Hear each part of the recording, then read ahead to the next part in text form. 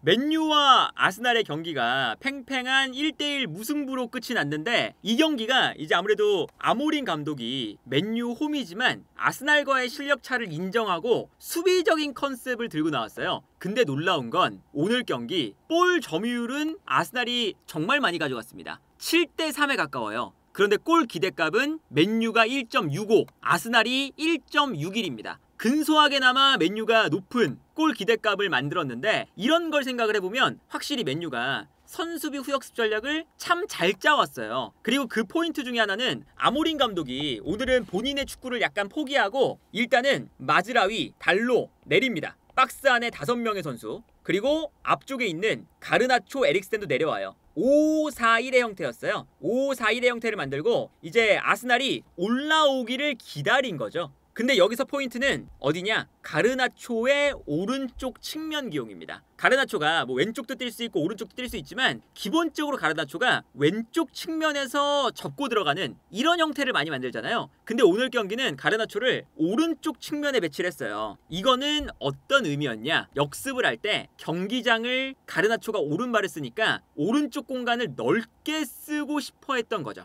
그래야 역습할 수 있는 공간도 넓게 활용을 할 수가 있는 거잖아요. 그래서 오늘 경기를 보면 아스날이 공격을 할 때 메리노 그리고 웨데고르가 있고요, 라이스가 올라오면서 공격에 가담을 하고, 파티가 있고 살리바, 마갈량이스, 칼라피오리도 공격적으로 올라옵니다. 그리고 팀버도 공격적으로 올라오는 이런 형태죠. 그리고 사실상 라이스가 올라가면서 이 가르나초를 오른쪽에 둔 거는 이런 의미도 있는 거예요. 라이스가 메리노를 도와주기 위해서 거의 투톱처럼 움직여요. 그래서 사실상 메리노와 라이스의 투톱 이렇게 되거든요. 그러면 칼라피오리가 조금 더 안쪽으로 들어와야 되는 역할이 생깁니다. 라이스가 올라가니까. 그래서 이제 팀버가 오른쪽에서 약간은 칼라피오리보다 조금 덜 올라가는 반면 칼라피오리는 조금 더 많이 올라가는 편이죠. 그러다 보니까 오늘 뭐 가르나초를 활용해서 오른쪽 공간을 더 높게 활용하는 것도 있지만, 여기에 동시에 칼라피오리가 이렇게 올라가니까 3백을 만들 때 자연스럽게 왼쪽이 오른쪽보다는 공간이 많이 난다는 거예요. 그래서 여기서 수비를 완벽하게 해놓고 그 다음에 가르나초가 출발, 가르나초가 달려나갈 때 이 공간으로 패스를 보내주는 거죠.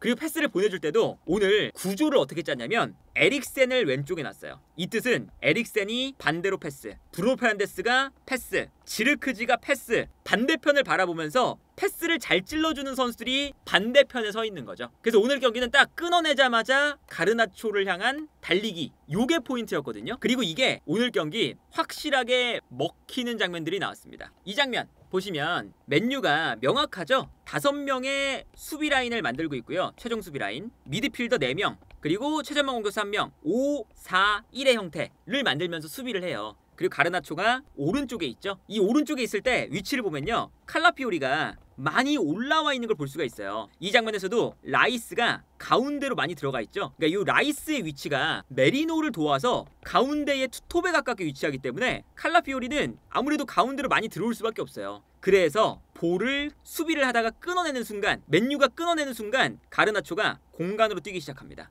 이것만 오늘 노린 거예요. 이 장면도 보시면 라이스가 올라가 있기 때문에 메리노와 투톱을 만들고 있고, 이때 칼라피오리가 아무래도 조금 더 가운데로 들어와 있는 이런 상태죠. 그러다 보니까 여기서 끊기는 순간 가르나초가 뒤로 뛰어갈 수가 있습니다. 그래서 이 다음 장면을 보면요, 끊어낸 이후에 브루노 페르난데스가 볼을 잡게 되고, 볼을 잡는 순간 가르나초가 공간으로 달려요. 그 달려갈 때 이제 아무래도 가르나초가 왼쪽에 있을 때는 측면에 있다가 가운데로 좁히잖아요. 근데 오른발을 쓰는 가르나초가 오른쪽에 배치가 되면 측면으로 달려나갑니다. 그리고 측면으로 달려나가는 가르나초에게 패스를 보내주는 거죠. 그래서 여기서 보면 브루노 페르난데스가 볼을 끌고 올라올 때 가르나초의 움직임이 측면으로 돌아뛰어요. 이거는 역습을 할 때 수비를 넓은 공간으로 끌어내겠다는 거죠. 그리고 만약에 끌어내는 순간 뒤쪽에 있었던 지르크지도 뛰어갈 수 있는 거고, 뒤에 있었던 선수들이 이 공간을 또 쓸 수가 있는 거잖아요. 여러 가지 이제 이점들이 있는 거거든요. 그래서 이 다음 장면을 보면 가르나초가 경기장을 넓게 쓰다가 순간적으로 수비가 벌어지니까 이때 안쪽으로 찔러 들어갑니다. 그리고 브루노 페르난데스의 패스,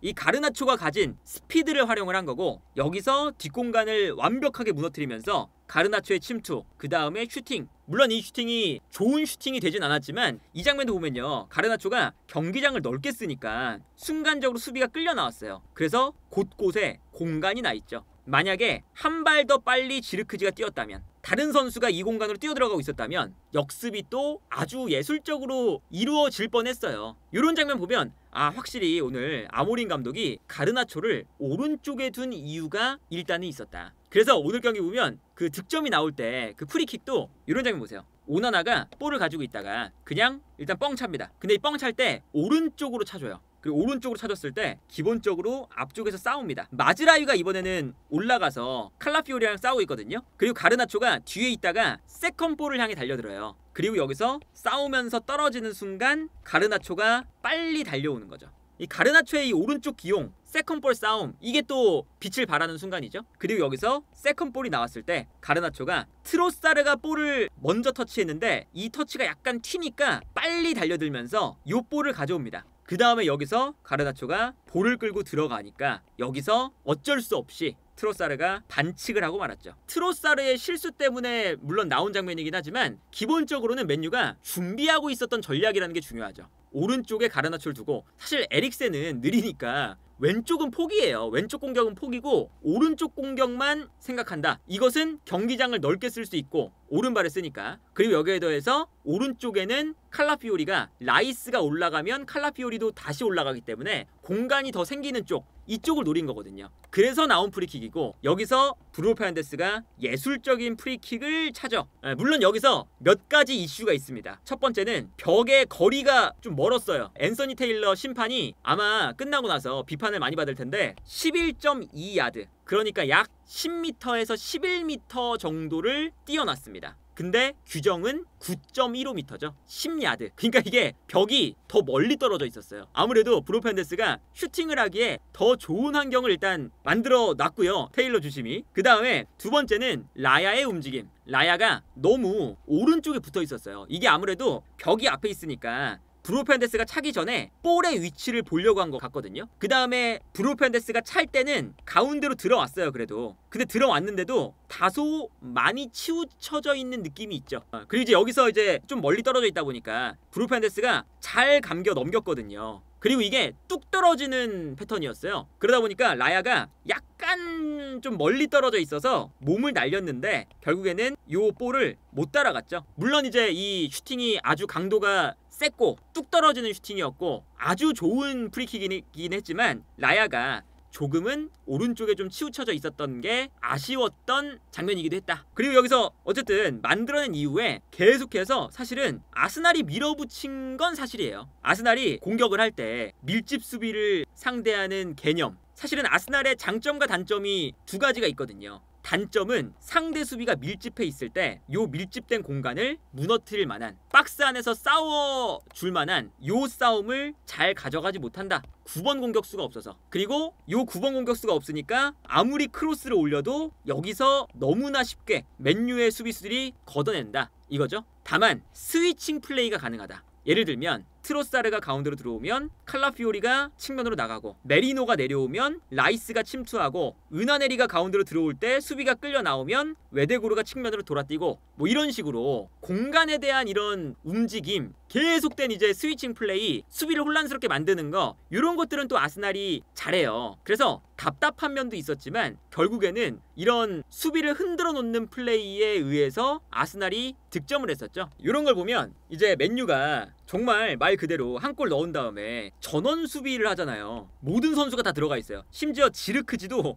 페널티 박스 앞에 있으니까 최종 수비와 지르크지의 거리가 거의 한 3-4발짝밖에 안 돼요. 그런데 이 빽빽한 밀집 수비 사이로 아스날이 크로스를 올려도 후반전에 더리우트, 린델로프, 헤븐, 카세미루, 이런 선수들의 이제 피지컬, 제공권 싸움을 아스날이 이길 만한 9번 공격수가 없다. 가운데에서의 경합이 안 된다. 이게 단점이죠. 근데 이것을 아스날이 어떻게 파괴하냐면, 득점이 나올 때 보면 팀버가 볼을 끌고 깊숙하게 들어갑니다. 그러니까 수비를 뒤로 물러나게끔 만드는 거죠. 그 아스날이 밀집 수비를 무너뜨릴 때는 수비를 뒤로 물러나게 만들고 좌우를 크게 흔들면서 공간을 계속 만들어요. 그래서 이 장면을 보면 팀버가 확실하게 밀고 들어가면서 수비를 뒤로 물러나게 만드니까 요 앞에 공간이 생겼습니다. 다른 각도로 보면 분명히 요 수비 라인 앞에 아주 촘촘한 간격을 만들고 있는데 팀버가 돌파를 성공을 하니까 맨유의 수비 라인이 내려갈 수밖에 없고 팀버의 움직임 때문에 내려가는 순간 요 앞에 공간이 생긴다.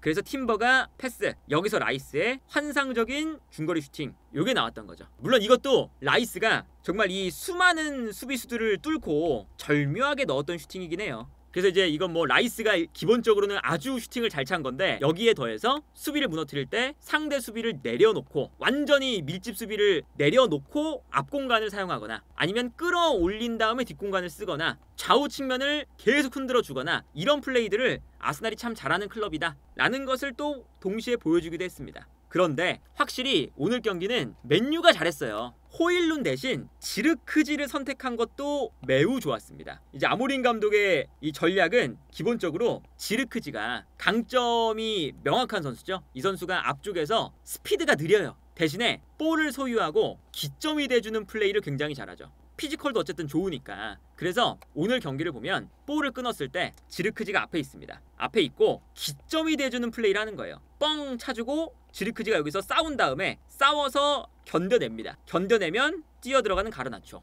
혹은 뭐 가르나초 쪽이 안 된다면 에릭센은 사실은 뛰어가는 걸 안 되니까 뛰어들어간 달로 좌우 측면으로 지르크지가 계속 패스를 공급을 하는 거죠. 호일루는 사실은 못하는 역할이고 지르크지는 할 수 있는 역할이죠. 근데 오늘 지르크지가 마갈량이스를 등지고 혹은 살리바를 등지고 등지는 플레이가 됐어요. 그래서 이제 오늘 경기 지르크지를 원톱으로 둔 게 아주 적절한 결과물을 만들어낼 수가 있었던 거죠. 보통 같았으면 호일룬을 원톱에 두고 스피드가 빠르니까 호일룬을 달려가게끔 만들었을 거잖아요. 근데 달려 들어가는 게 아니라 지르크지가 버텨주는 플레이를 살리겠다. 요 선택도 오늘 아모린 감독이 좋은 역습을 할 수 있었던 그런 요인 중에 하나였거든요. 이 장면 보면 맨유가 수비한 이후에 걷어냈을 때 지르크지가 내려오면서 등을 집니다. 등을 지고 가르나초가 뛰기 시작해요. 왼쪽에서는 사실은 에릭센이 올라오는 데는 무리가 있으니까 가르나초만 보는 거거든요. 근데 여기서 지르크지가 등을 지고 볼을 지켜주니까 어떤 장면이 나오냐, 돌아섰을 때 순간적으로 달려가는 지르크지에게 패스를 줄 수 있는 장면이 나옵니다. 물론 여기서 지르크지가 다이렉트로 패스를 준 게 아니라 수비가 달려들면서 굴절이 되면서 볼이 뒤로 흘리긴 했어요. 하지만 여기서 가르나초가 달려가는 공간으로 이제 볼이 떨어지니까 여기서도 가르나초의 스피드를 살리는 결정적인 장면이 나올 뻔했죠. 이 장면도 뻥 차주고 마갈량이스가 머리로 떨어뜨려줬어요. 떨어뜨려줬을 때 오늘 맨유가 순식간에 달려들면서 세컨볼을 일단 가져옵니다. 그리고 세컨볼을 가져오는 순간 가르나초가 슬쩍 측면으로 빠져요. 그래서 세컨볼을 가져오자마자 가르나초 쪽으로 패스. 그러면 가르나초가 이제 측면을 또 넓게 쓰는 거죠. 그래서 볼을 끌고 측면으로 달려갑니다. 그리고 여기서 가르나초가 오늘은 정말 돌파가 계속 먹히니까 측면을 또 끌고 나가요. 그러면 수비가 가르나초에게 끌려가겠죠. 그럼 이때 여기서 컷백, 그리고 요 이제 공간으로 이번에는 마즈라이가 안쪽으로 들어와서 공간으로 뛰어나갑니다. 요 찬스가 이제 한번 나왔었죠. 그리고 안쪽으로 또 뛰어들어가는 지르크지가 있었어요. 그러다 보니까 가운데에서 마갈량이스가 마즈라위를 따라가다가 뒤에 빠져들어가는 지르크지를 놓쳐요. 그래서 컷백이 들어오면서 지르크지가 아주 결정적인 찬스를 슈팅으로, 물론 라야가 좁은 공간에서 가까운 거리에서 선방을 하긴 했지만 끊어내자마자 세컨볼 가져오자마자 가르나초가 측면을 넓게 쓰면서 수비 끌고 나간 다음에 바로 가르나초의 움직임, 이런 게 사실은 오늘 경기 맨유가 준비해왔던 패턴에서 참 좋은 장면들이 많이 나왔다. 근데 이제 오늘의 이 맨유의 좋은 역습 과정, 사실은 아스날보다 맨유가 본인들이 준비해온 패턴을 잘 보여주고 효과적으로 보여줬던 경기잖아요. 그런데 라야가 너무나 선방을 많이 합니다. 이 장면도 보시면 가르나초가 또 측면으로 끌고 나가요. 수비를 끌고 나오죠. 여기서 마갈량이스를 끌고 나왔거든요. 그 다음에 가르나초가 측면에서 컷백이 또 들어옵니다. 컷백이 들어올 때 마즈라이가 공간이 벌어져 있으니까 요 앞으로 또 가운데로 들어왔다가 뛰어요. 그 다음에 여기서 마즈라이가 가운데로 들어가 주면서 순간적으로 요 안쪽 공간에서 먼저 볼을 잡습니다. 그리고 마즈라이가 여기서 볼을 잡은 다음에 바로 돌아서서 또 안쪽으로 컷백, 완벽하게 그리고 뛰어들어오는 브루 페르난데스에게 연결이 돼요. 아주 좋은 장면이었는데 여기서 브루 페르난데스의 슈팅, 하지만 라야의 선방, 이게 그리고 심지어 라야가 브루 페르난데스의 슈팅이 나오는 순간 일단 몸을 날려서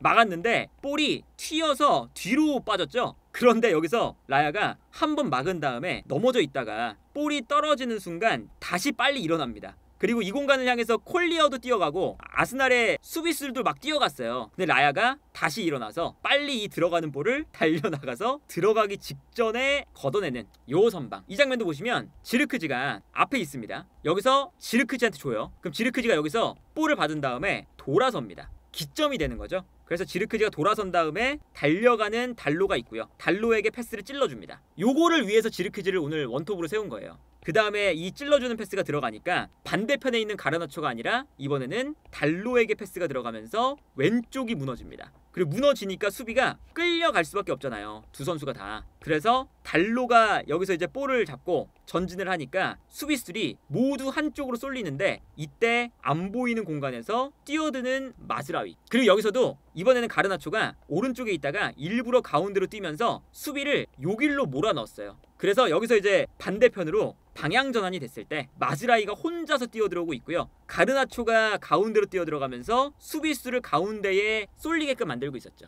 그리고 반대편에서 마즈라이가 넘어오는 볼을 슈팅으로 가져갔는데 이것도 라야 선방. 사실 이런 것들을 보면 이 라야가 있었기에 망정이지 아스날이 이 맨유의 역습 패턴, 가르나초 활용 오른쪽 그리고 지르크지의 포스트 플레이 요 패턴에 사실은 완전히 당했던 경기다. 그리고 이제 여기에 더해서 아주 아쉬운 장면은 이 호일룬의 결정력. 맨유가 카세미루도 오늘은 이제 간격이 매우 좁고 압박할 수 있는 그런 위치를 지정을 해주니까 커버하는 공간이 많잖아요. 평소에는 카세미루가. 그래서 나이가 좀 있다 보니까 기동력이 떨어져서 많은 공간을 커버하지 못하지만 좁은 공간이 주어졌을 때 내가 커버해야 되는 선수가 있을 때 이럴 때는 카세미루가 너무 잘하거든요. 여기서 그래서 패스가 들어갔을 때 거의 유일하게 나왔던 장면이었습니다. 맨유가 순간적으로 라인을 높여서 압박을 했고요. 여기서 볼을 카세미루가 끊었어요. 심지어 끊어서 호일룬한테 줬죠. 그리고 호일룬이 완벽한 찬스를 잡습니다.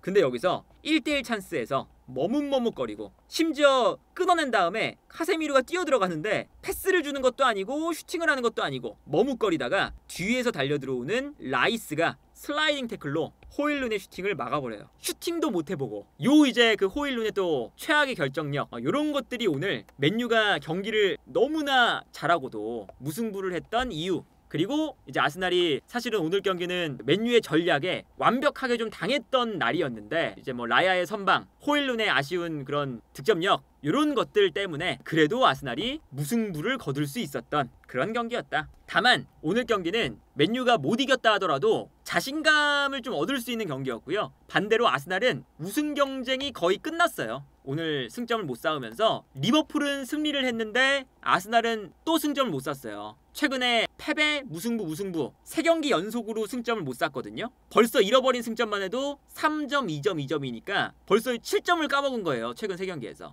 그러다 보니까 승점 차이가 어느덧 리버풀과 15점 차이가 나기 시작했습니다. 그리고 물론 아스날이 한 경기를 덜 했지만 이제 경기 수가 10경기에서 9경기 정도 남았죠. 그래서 이제 아스날이 얻을 수 있는 승점이 총 지금 현재 85점이거든요. 리버풀은 9경기가 남은 상태에서 70점이니까 5경기만 승리하면 아스날이 모든 경기를 승리해도 자력으로 우승을 확정지을 수 있는 그런 상황을 일단은 만들어놨습니다. 그래서 어쨌든 맨유가 그래도 아모린 감독이 매번 비판을 받았잖아요. 이게 나의 축구를 하고 싶어하는 건 알겠는데 나의 축구도 좋지만 적당히 해야 된다. 맨유의 지금 스쿼드가 아모림의 축구를 못 따라간다 였는데 아모림 감독이 오늘은 모든 것을 내려놓고 전원 수비 그리고 후역습, 근데 역습을 할 때도 가르나초와 지르크지를 활용한 이런 구도를 잘 만들어 놓는 경기였고요. 그렇기 때문에 이 아모림 감독이 그래도 본인의 고집을 꺾고 이런 축구를 보여줄 수 있다라는 것도 보여줬던